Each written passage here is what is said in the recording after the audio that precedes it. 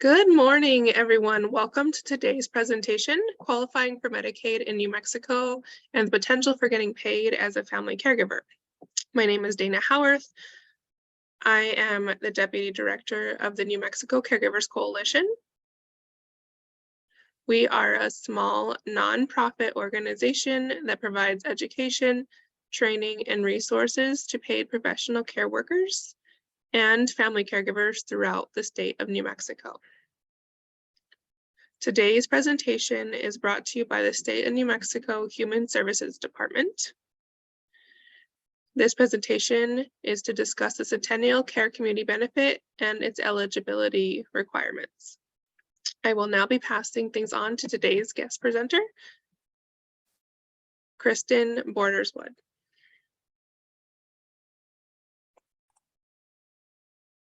Yes, good morning. As she said, my name is Kristen Borderswood. I am an employee of the Human Services Department, specifically the Community Benefit Staff Manager. And I'm going to be sharing a presentation today. Do I have the ability to share my screen? Yes, you should. Okay, thank you so much, Dina.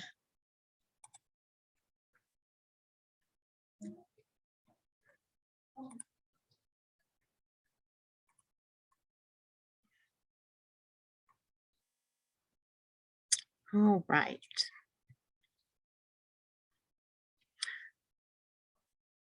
So before we get started, we at the Human Services Department do like to acknowledge that we are on the unceded ancestral lands of the original peoples of the Apache, Diné, and Pueblo past, and we do pay our respects with gratitude to the land.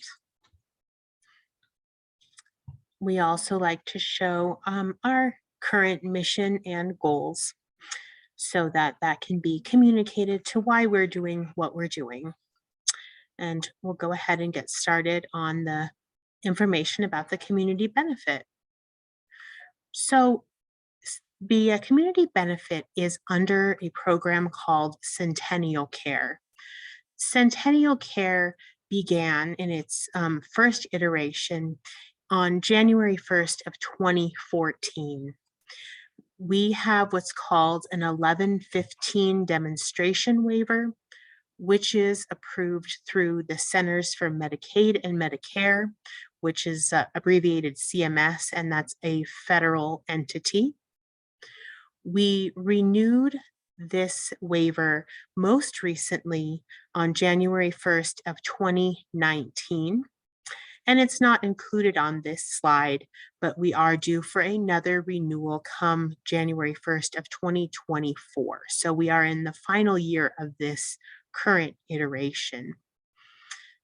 What Centennial Care allows is an integrated managed care program that offers healthcare services delivered by managed care organizations. Currently, in the state of New Mexico, we contract with 3 managed care organizations, which is Blue Cross Blue Shield, Presbyterian, and Western Sky. And so the managed care organizations, or MCOs, provide and coordinate the physical health, behavioral health, and the long-term services and supports. And so that's what I'm going to be talking about more today, is the long-term services and supports. So under the Centennial Care, we have something called the community benefit. And the community benefit is the home and community-based long-term care program. It provides services to individuals in their home or community so that the members can remain in the community and out of nursing facilities or other long-term care facilities. There are 2 current delivery models, which is either the agency-based model or the self-directed model. I'll talk a little bit more about that in a few slides. So first, we're going to talk a little bit about community benefit eligibility. So first, to be eligible for the community benefit, individuals do have to meet certain criteria. The first is that an individual must meet what is called a nursing facility level of care and have an assessed needs for services. And the second is that an individual must either be currently receiving full coverage Medicaid or they need to be financially eligible for a full coverage Medicaid program through the Income Support Division. So first we'll talk about the level of care. So when we talk about the level of care, what that means is 2 points. First, an individual must require assistance with 2 or more of what is called an activity of daily living. So an activity of daily living includes personal activities such as bathing, dressing, transferring, which would be like getting from a bed to a chair, toileting, mobility, and eating. And the thing I do like to remind everyone is that assistance can be needed at any point of the activity. A great example that I like to share is my own grandmother. If you hand her a plate of food, she can use a fork and eat the food with no issues. But she does not have the abilities anymore, unfortunately, to shop for the food, prepare the food, etc. And so even though she can do the activity of eating on her own, she does need assistance with eating in those types of activities. And so that's something to keep in mind. Now, along with the level of care, they also need to determine that a person needs has an assessed need for those services. So there are some people who may meet a level of care, but because of the situation that they're in, they do not require the assistance at this point. So we'd like to look at both of those things. The next thing, of course, is the Medicaid eligibility. Now, these programs are under the Medicaid benefit, so a person does need to be considered eligible for Medicaid. And there are different types of Medicaid available.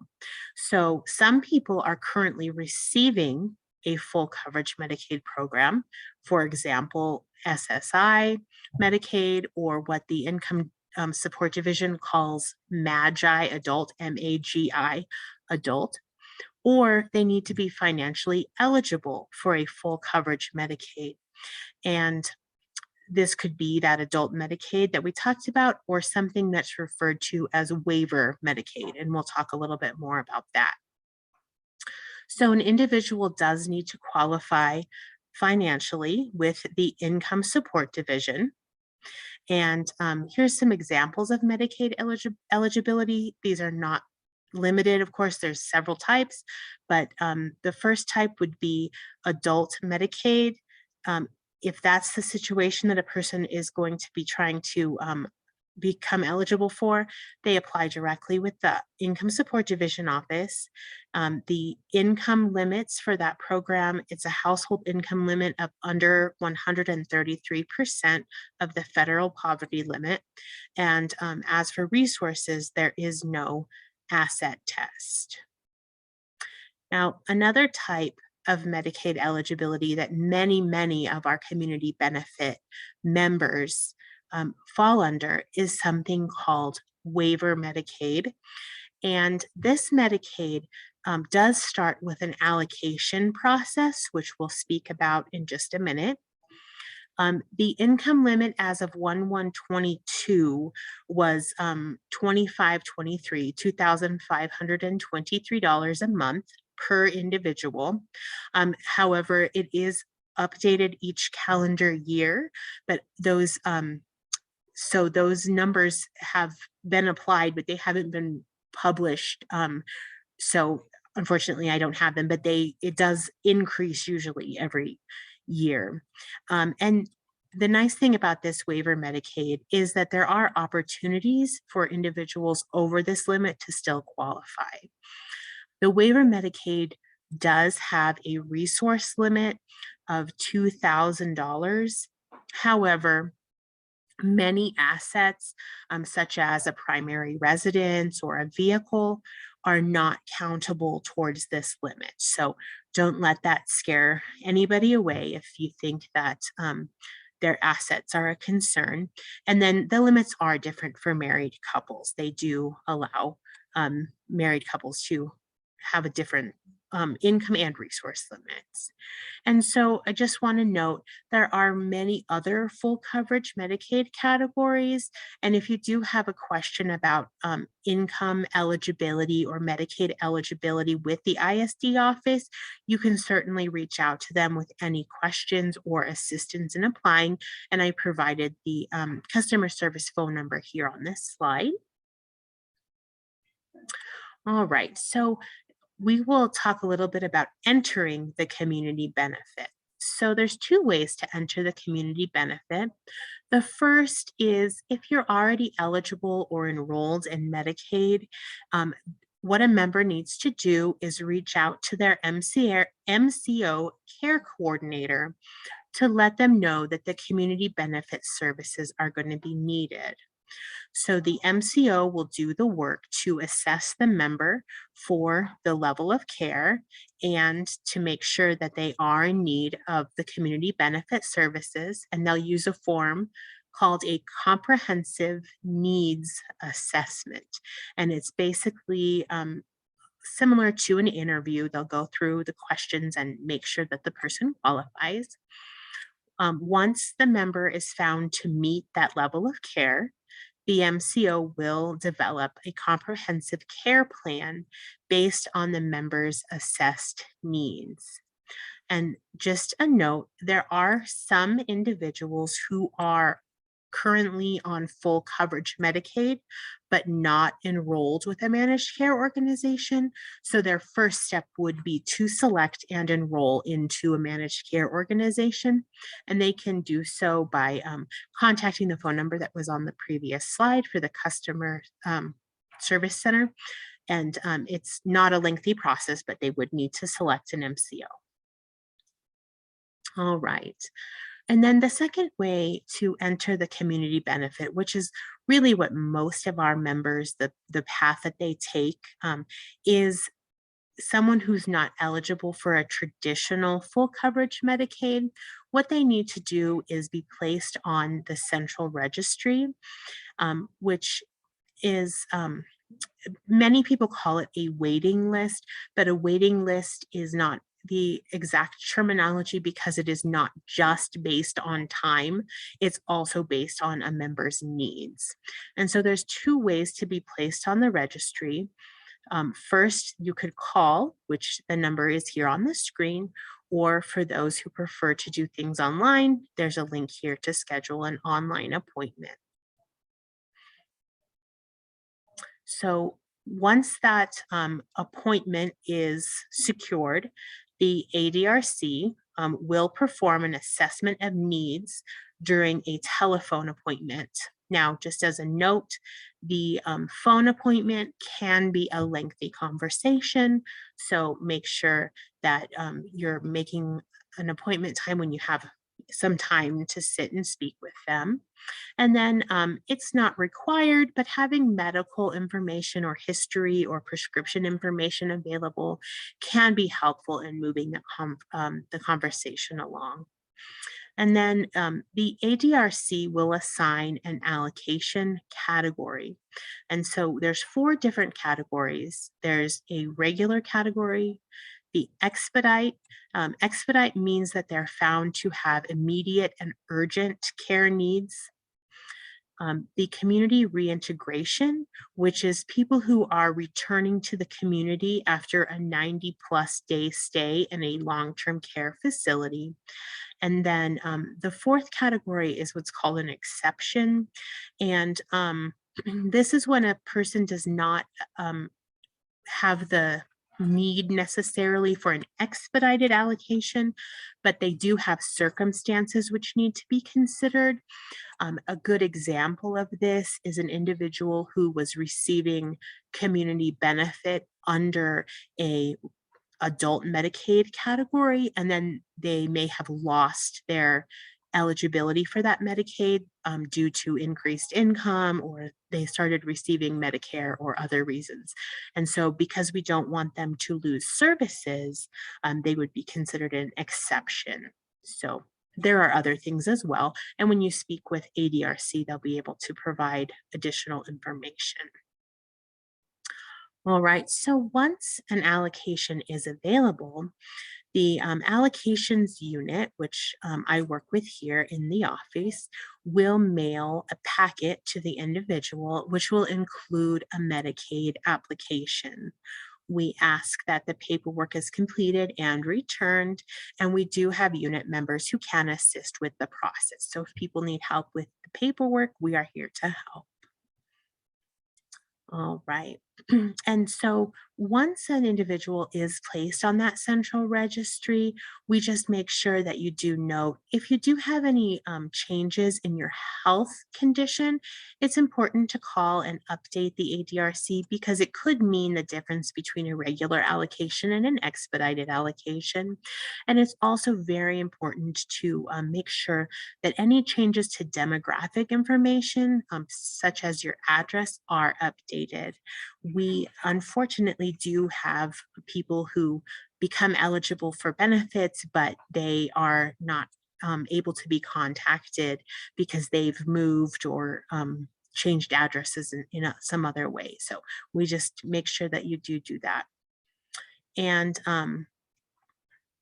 as I mentioned, if you are an active Medicaid member and you're going to be losing eligibility to Medicaid due to age or income or other factors, just contact that ADRC and request that exception allocation to ensure that we have a continuity of care for you. So we just want to make sure that we note that because we don't want anyone losing services. And again, I put some contact information for the ADRC as well as their website here on the screen. All right, so now we'll talk a little bit about the community benefit. So we've gotten through how we become eligible for it. So let's just talk a little bit about what it is. So as I said earlier, there are two delivery models. The first one being the agency-based community benefit. So the agency-based community benefit, which is abbreviated ABCB, is delivered by a provider who is contracted with your managed care organization. So that provider can be an agency, or it could be an individual, even a family member or someone that you know. They would just contract with that managed care organization. So when you work with your managed care organization, your care coordinator, which is an employee there at the managed care organization, will work with you to develop a care plan. And that care coordinator will coordinate and manage your services based on your needs. So they'll be the ones who take care of those needs for you. Now, there are some notes for any member who is under the age of 21. They are able to receive personal care services and other services through what we call the EPSTAT program, which is early periodic screening, diagnostic, and treatment. It's a lot of words, so that's why we call it EPSTAT. And they will most likely, again, these members under the age of 21 will only be eligible for a respite service, which is about 300 hours per year of someone coming in for relief for a normal, regular caregiver. And then they may possibly be eligible for behavior support consultations. So we'll talk about the self-directed program in a moment, but members under 21 may be eligible for additional services under the self-directed model. And there are just some notes here, and there is a 120-day requirement to be on agency-based, and then minors cannot be their own employer of record. And we'll talk about both of those things here in a moment. All right, so if a person prefers to be more directly involved with the administration of their benefits, a person can choose to do what's called the self-directed community benefit. So this is the SDCB. So the member will still have a care coordinator with the managed care organization, but they will work to choose something called a support broker. And so the member themselves, or someone representing the member, such as a family member, will create a care plan with help from the support broker. And then the member themselves is responsible for managing the care plan and the budget. And so the support broker will help manage the care plan and budget to meet needs as identified by the care coordinator, but the main meat and potatoes of it will be the member themselves. So the member under the self-directed program will have what is called employer of record, or EOR, requirements. And so what this means is they have added responsibilities of being the employer of the providers, the service providers. And so they will need to hire, fire, train, ensure background checks are completed, submit timesheets and invoices, arrange for their own backup caregivers, and coordinate with the New Mexico Department of Labor. Now, it sort of sounds like a lot of things, but the care coordinators and support brokers are there to help, and we have lots of training and systems in place to make things as easy as possible. And then the member will work to verify the worker is meeting requirements of electronic visit verification to be in compliance with the 21st Century Cures Act, which is a federal act. And then just as a note, a member can choose another qualified person to act as their EOR, their employee of record. There are lots of members who want to be directly involved in their own care, but if a person isn't able to do that, they can still be on the self-directed program if they do have a qualified individual who will be able to act as their employer of record. Many people choose a family member or a trusted friend. All right, and so as we spoke about a little bit on the screen, speaking about members under the age of 21, the community benefit member does need to receive services under the agency-based model for at least 120 days.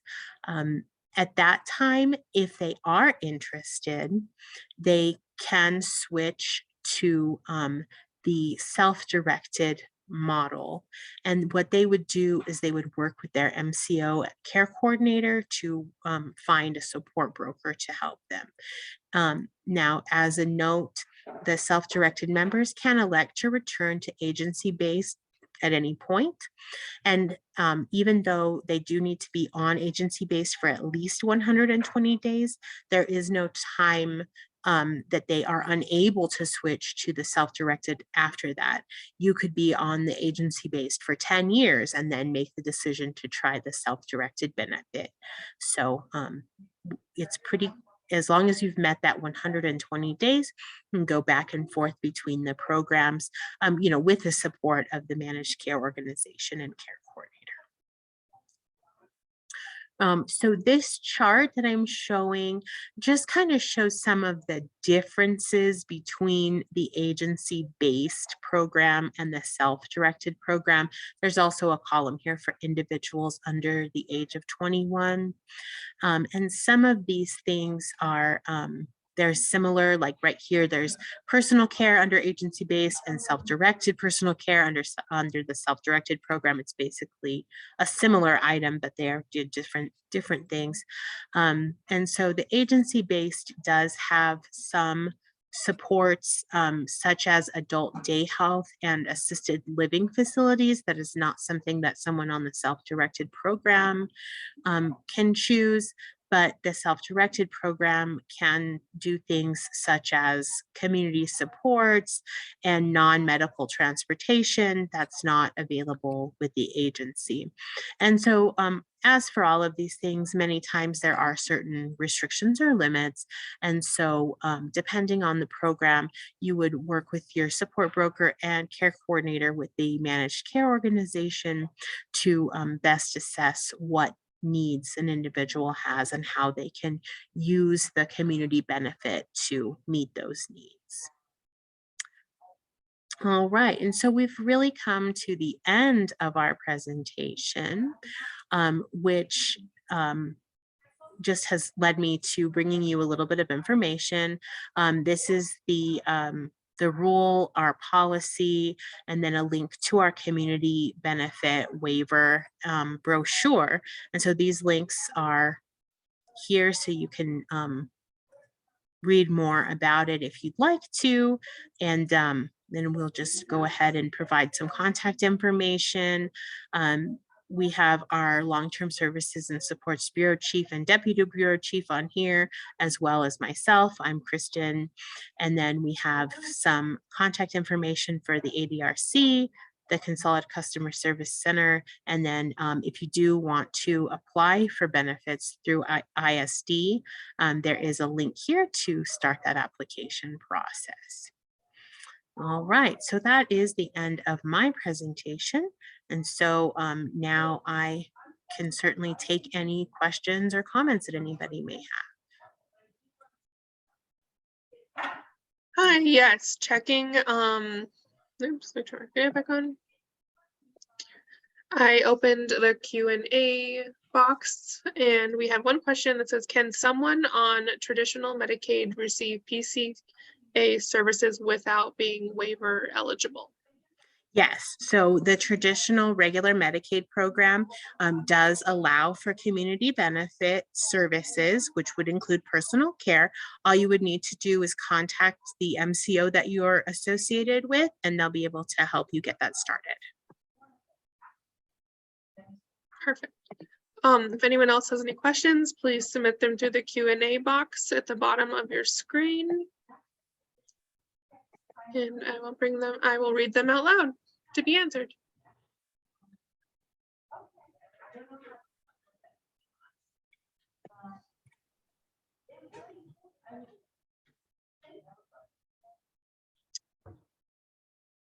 Any other questions?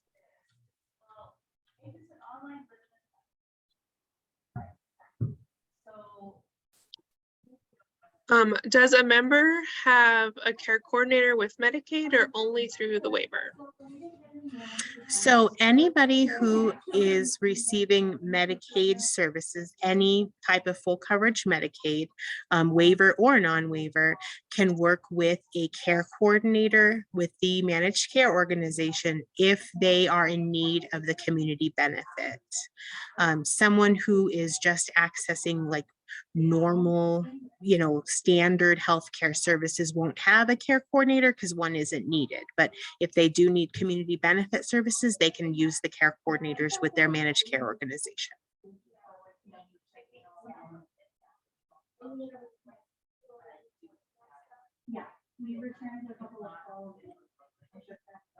Is the care coordinator the same person all the time? So when a person works with a care coordinator with their managed care organization, they are assigned to an individual care coordinator and they will work with them. Of course, there are circumstances that may require that to be changed, or they may need to speak with a different care coordinator in certain, such as if a person was out, sick for the day or something along those lines. But in general, a person works with the same care coordinator so that they can develop a relationship to make sure that all their care needs are met.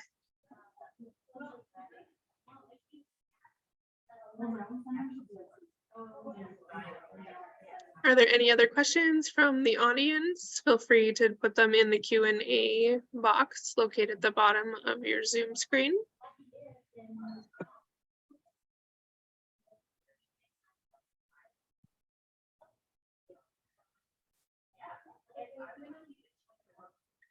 While I wait to see if any other questions come in, I do want to note again that we are recording this presentation in English and the Spanish interpretation, and the recording will be available for anyone that would like to rewatch it at a later time in case you missed part of it, or if you want to rewatch it and see an additional information you may have not seen the first time. New question: for levels of care 6 ADLs, and can you say a bit about the difference between difficulty or needing assistance but not in that situation? I'm sorry, can you repeat that, or maybe I can read it?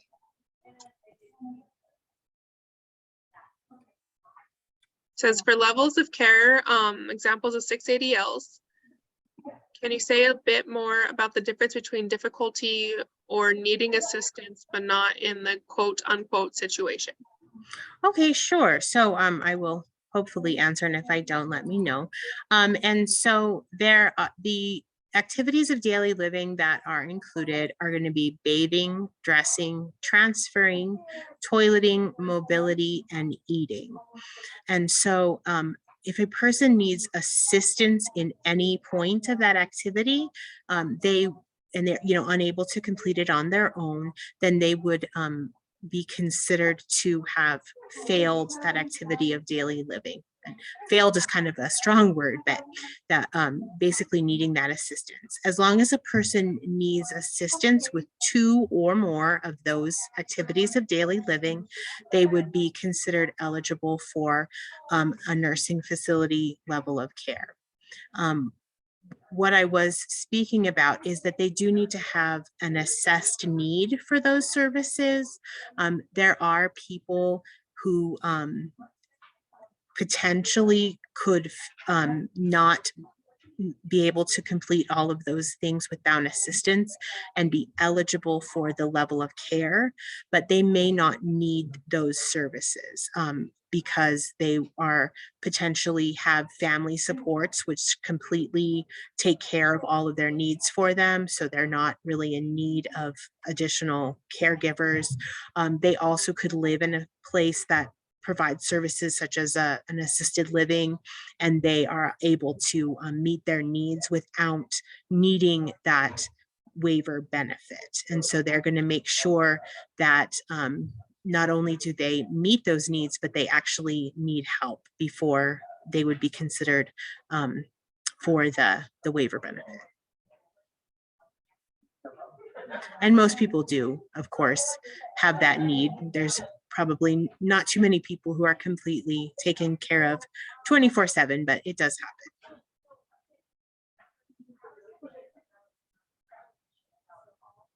It appears that you answered the question. They said thank you. Great. Any other questions? Do a few more minutes for additional questions if anyone else has any questions they would like to ask.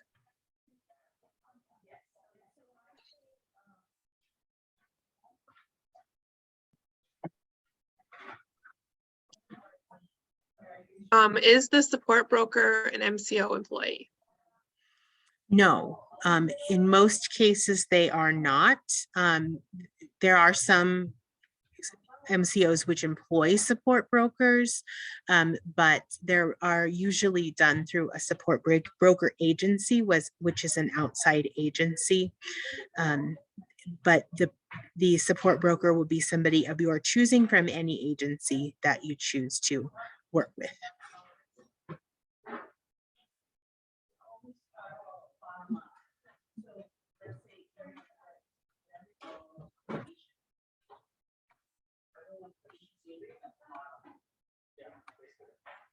Any other additional questions from the audience?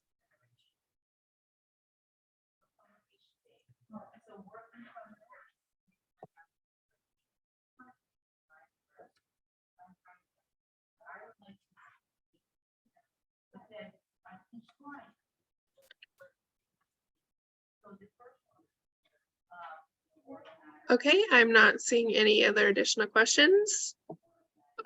Thank you all for joining us. Thank you, Kristen, and thank you, New Mexico Human Services Department for providing this presentation to our audience.